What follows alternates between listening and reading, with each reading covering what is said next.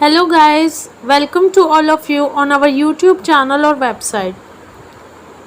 Don't waste your time to check your Steno script one by one for each error. Use our website www.stenoforall.com with auto checking facility or much more. All candidates are ready to write at a speed of 160 words per minute. This is our second dictation. All are ready to write? I am thankful to you for having given me this opportunity long last to say a few words on the budget. Already much has been said and I think the finance minister has come in for his share of congratulations as well as criticisms. So there is not very much to say, but I should like to say a few words. The increased development expenditure and the absence of any new taxation has earned for the budget a good response even from the businessman. I especially welcome the relief given to the middle classes by raising the exemption limit of income tax in respect of personal income. No doubt this is some relief to the middle classes, but I would request the finance minister if he could to raise the exemption limit from rupees 4 lakh to 6 lakh, as that would give substantial relief to the middle classes. I am indeed glad that the Taxation Inquiry Commission has been appointed with Dr. John Mathai as the chairman, and I am sure that many of the vexed problems may be solved through this commission. At the same time, I would request the finance minister to put off the estate duty bill for the present, since this inquiry commission has been appointed and they may go into the question, for I feel that is not an opportune moment to put on more taxes on the people. Already, as Mr. Gadgil has pointed out, there are so many taxes on the people. The people are overburdened by taxes and they are just trying to recover their stability. So, in regard to the estate duty, I would ask him to consider about it. My reason for asking it to be postponed is, as I have said, that the people are still facing economic distress, and then our government is not able to offer the amenities which other countries have, where the estate duty exists, such as free compulsory education for children, free medical aid, homes for the poor and the destitute, old age pension, etc. So my humble suggestion is that this point may be considered by the Taxation Inquiry Commission. I agree that there is a brighter side of the picture, and that instead of continually harping on our poverty, we should also see the bright side. We are making encouraging progress towards laying the foundation of a welfare state. With the cooperation of all and implementation of 5-year plan, I am sure, sir, that we should be able to lay the foundation and fulfill the dreams of India. It is indeed encouraging to know from the finance minister that there is tendency of lowering food prices all over the world, and in that case the prices in our country would be lowered. Regarding defense, for obvious security reasons, I do not agree with my friends who say that the expenditure should be curtailed. It is not advisable to take any undue risks and slacken the defense arrangements. Indeed, defense is of our valuable assets, although, strange to say, there seems to be adverse opinion in some quarters. I agree with what General Cariappa once said, that God and army are remembered only when there is trouble. The army consists of the most disciplined and loyal set of young men. It would not be proper to effect economy in the pay of these brave officers, as it would be an incentive for the right type of young man to join the army, and it would become ineffective and inefficient. I believe already officers who were drawing rupees 14,000 as their pay are not now getting only rupees 7,000 and about rupees 1,000 as allowance. That is, they are getting about half of what they were getting before. It is very hard for those officers on field duty to establish separate establishments for their families and for their children, and I would specially appeal to the finance minister to see that the family allowances may be restored to those officers who are on field duty. Economy in army could be affected in other ways. There is scope for more efficient operation of defense industries, which process seems slow, and by purchase policy of utilizing goods and stores indigenously manufactured.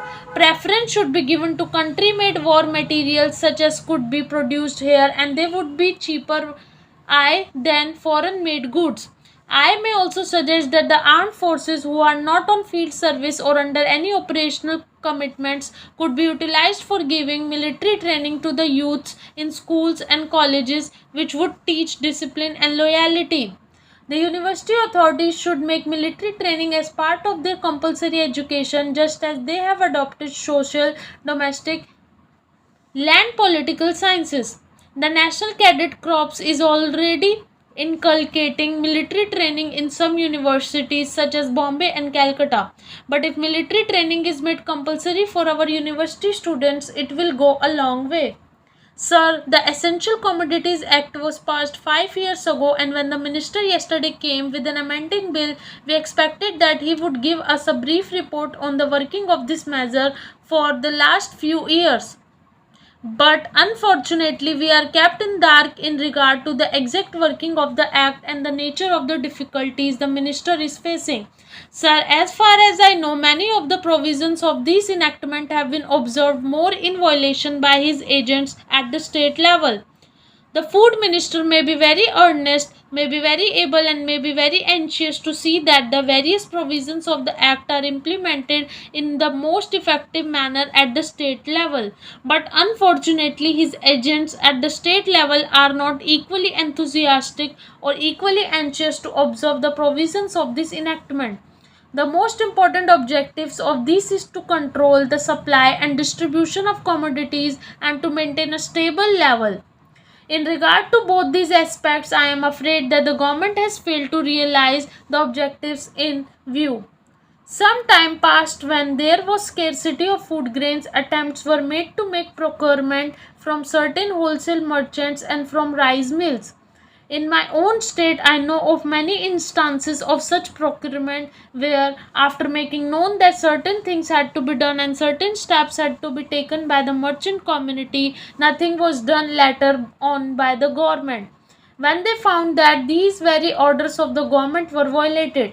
As a result of the violations, there was a consequent rise in the prices of food grains in respect of other commodities like iron and steel, paper, etc. We see a lot of speculative activities, but the provisions of the Act have not been brought to bear on them.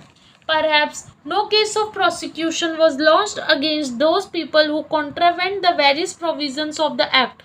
We are interested to know in how many cases the government have taken steps to prosecute the individuals who have violated the various sections of the Act. The minister said that the powers under the Act were not adequate. We sympathize with the food minister, but I want to know what action has been taken in this regard by various state governments. In regard to the amending provision, I want to know from the minister what would be his difficulty even if minor offences are taken to courts of law. For instance, the Motor Vehicles Act deals with various offences, both major and minor, and various minor offences under the Act are taken to courts and people are prosecuted. What is the difficulty in taking these cases of a minor nature to court of law? There, the people will have some safety that they will get a hearing, and if the offences are really offences, then they would be prosecuted, otherwise they will be acquitted.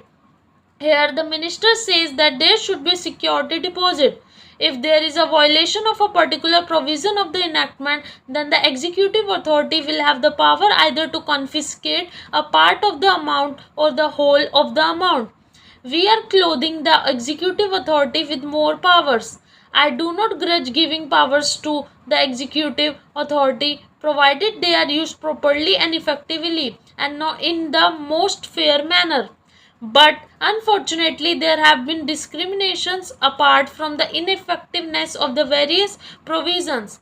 Wherever these provisions were used, there had been discriminatory use of these provisions against a few or in favor of few. Normally, when officers are clothed with more powers, there is large scope for corruption. I feel that it would be desirable to avoid such malpractices, and it would be desirable I think that even for minor offences of the parties should have a chance to defend their actions. I do not think that the problem of dealing with minor offences will become complex or complicated in any way. If we take this problem of dealing them to court of law, I want to reply from the minister in what way he is suffering from a handicap in dealing with minor offences or offences of a technical nature. The honourable member made the point that even if this thing was acceptable to the House, he did not know what amount would be demanded as security. So, the minister should tell us what amount is normally expected from a license in all cases and what the offences are which are of a technical or minor nature. This is